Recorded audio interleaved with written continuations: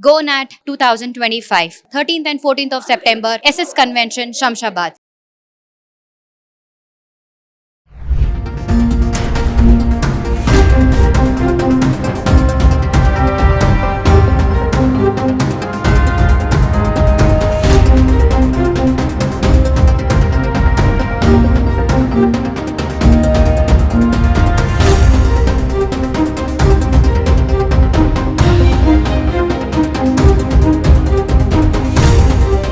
నమస్తే, welcome back to Suman TV. ప్రస్తుతం మనతో పాటు ఉన్నారు తోడు నీడ organisation founder Rajeshwari madam.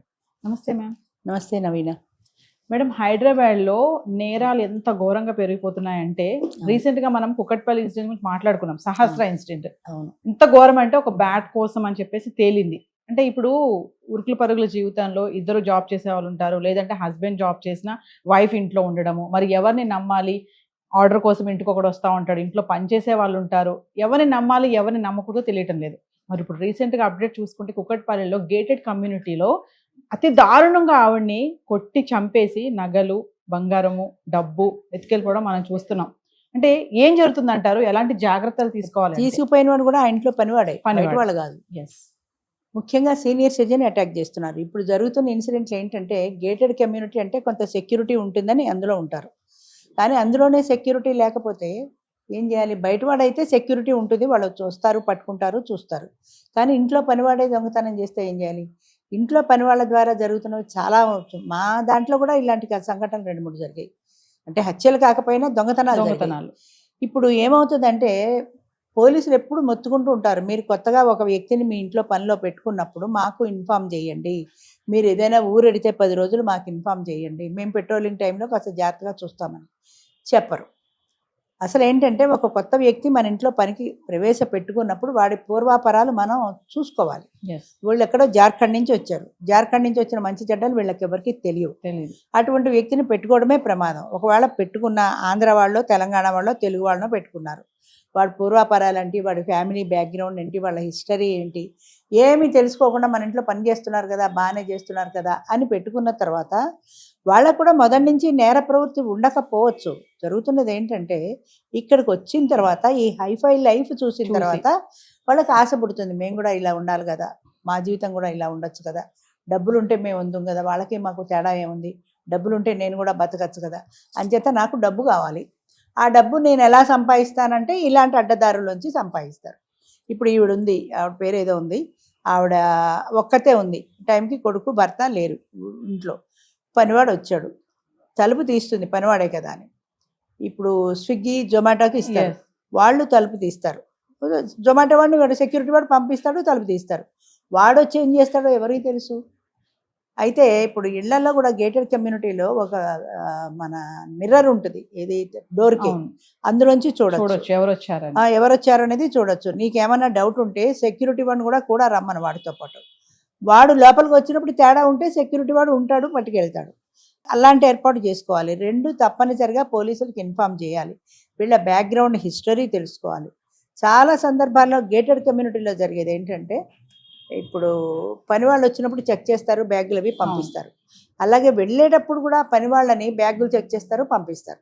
So సెక్యూర్డ్గా ఉన్నారు, వచ్చినప్పుడు వెళ్తున్నారు, వెళ్ళేటప్పుడు చూస్తున్నారు, వాళ్ళ బ్యాగుల్లో ఏమీ లేవు అని తెలిసింది. కానీ డ్రైవర్లను చెక్ చేయరు. డ్రైవర్లు దర్జాగా మోటార్ సైకిల్ మీద వచ్చేస్తారు, వెళ్ళిపోతారు. వాడు ఏదో బ్యాగ్ తీసుకుంటాడు, పట్టుకెళ్ళిపోతారు. వాడు ఏం బ్యాగ్ పట్టుకెళ్తున్నావు అని కూడా అడగరు.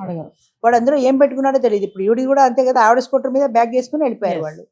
మరి మీరు ఎందుకు చెక్ చేయలేదు? ఒక పని వాళ్ళైనా చేసేది, డ్రైవర్ని కూడా ఎందుకు చెక్ చేసి అలవాటు పెట్టుకోరు? చాలా వాటిల్లో మా దాంట్లో కూడా అంతే, డ్రైవర్లను చెక్ చేసి అలవాటు లేదు. మరొక విషయం మేడం, ఇలా ఇంకొకటి ఏంటంటే బాగా ఫ్రీడమ్ ఎక్కువైపోయి ఇప్పుడు లగ్జరియస్ లైఫ్ లో పని వాళ్ళ ముందే వాళ్ళు పని చేసుకుంటున్నారు, వాళ్ళు ఏం పట్టించుకోవట్లేదు. వాళ్ళ ముందే వీళ్ళు ఫినాన్షియల్ మ్యాటర్స్ మాట్లాడుకోవడం, ఉన్న బంగారాన్ని తీసి సర్దుకోవడము, డబ్బులు తీసి సర్దడము వాళ్ళ ముందే వాళ్ళు గమనిస్తూ ఉంటారు. లాకర్, మా చుట్టాలింట్లోనే వాళ్ళ ఎదురుగుండానే వీళ్ళు లాకర్ తీస్తుంటే లాకర్ నెంబర్ వాళ్ళు ఈజీగా పట్టేశారు. వీళ్ళు బయటికి చెప్పేసి బయటికి పోతుంటారు కదా, బయటికి వెళ్ళినప్పుడు శుభ్రంగా లాకర్లోంచి తీసేసుకున్నారు. కట్టలు నోట్లుంటే వాళ్ళు తెలివిగా కట్టలు తీసుకోవాలా, కట్టలోంచి కొన్ని నోట్లు తీసుకున్నారు మధ్యలోంచి. అంటే కట్ట ఉంది కదా అనుకుంటారు, కానీ రోజు కట్టలు లెక్క పెట్టుకోరు కదా. కొన్ని లక్షలు ఉన్నప్పుడు రోజు కట్టలోంచి 500 నోట్లు 4 తీస్తుంటే 2-3 కట్టల్లోంచి తీస్తే వాళ్ళకి 2000 వచ్చేసాయి. శుభ్రంగా బ్యూటీ పార్లర్కి వెళ్ళడం, చీరలు, నగలు, జల్సా చేస్తున్నారు వాళ్ళు. కొన్నాళ్ళకి ఎవరికో వీళ్ళు బాకీ తీర్చాల్సి వచ్చి కొన్ని నోట్ల గట్లు 10 గట్టాలు తీసుకెళ్ళి బాకీ తీర్చినప్పుడు ఆయన లెక్క పెట్టుకుంటే తేడా వచ్చింది. ఆయన వీళ్ళకి ఫోన్ చేసి చెప్పాడు, మీ మీద నమ్మకం ఉంది, మీరు కట్ట ఇచ్చారు కరెక్టే, కానీ కట్టల్లో డబ్బులు తగ్గుతున్నాయి, ఒకసారి చెక్ చేసుకోండి అని. అప్పుడు వీళ్ళు నిఘా పెడితే పనివాళ్ళు తీస్తున్నారని తెలిసింది.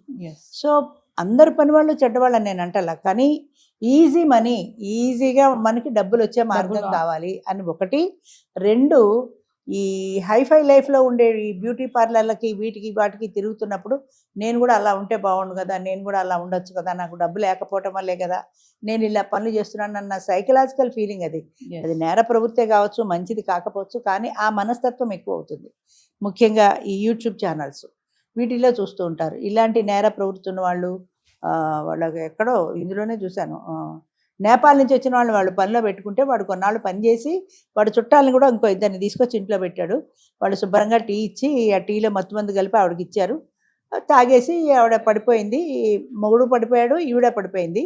అయితే ఆవిడ టీ ఏదో చేదుగా ఉంది, టేస్ట్ బాగాలేదని సగమై తాగింది. కొంచెంసేపటికి ఆవిడకి మెలకు వచ్చింది. వీళ్ళు కాళ్ళు చేతులు కుర్చీ కేసి కట్టేశారు, డబ్బులు తీసుకున్నారు, వెళ్ళిపోయారు. వాళ్ళు ఇంట్లో పని వాళ్ళే కాబట్టి గేట్లో కూడా ఎవరు అభ్యంతరం పెట్టలా, వెళ్ళిపోయారు. అందరూ తలదికి వెళ్ళిపోయాక ఈవిడికి మెలకు వచ్చింది. మెలకు వచ్చేప్పటికి కుర్చీ కట్టేసింది. తెలివైంది కాబట్టి ఆవిడ ఈ కుర్చీతో ఎగురుకుంటూ ఫోన్ దగ్గరికి వెళ్ళి పక్క వాళ్ళకి ఫోన్ చేసింది. వాళ్ళు వచ్చారు, కట్లు ఇప్పారు, ఫోన్ చేశారు. తర్వాత మొత్తం మీద ఎవరినో వండి పట్టుకున్నట్టున్నారు అనుకో, అది తర్వాత సంగతి. ప్రధానంగా సీనియర్ సిటిజన్సే కాదు, ఇప్పుడు యంగ్స్టర్స్కి కూడా పాకుతోంది ఇది. పూర్వం సీనియర్ సిటిజన్స్ మీదనే ఈ దాడులు ఉండేవి.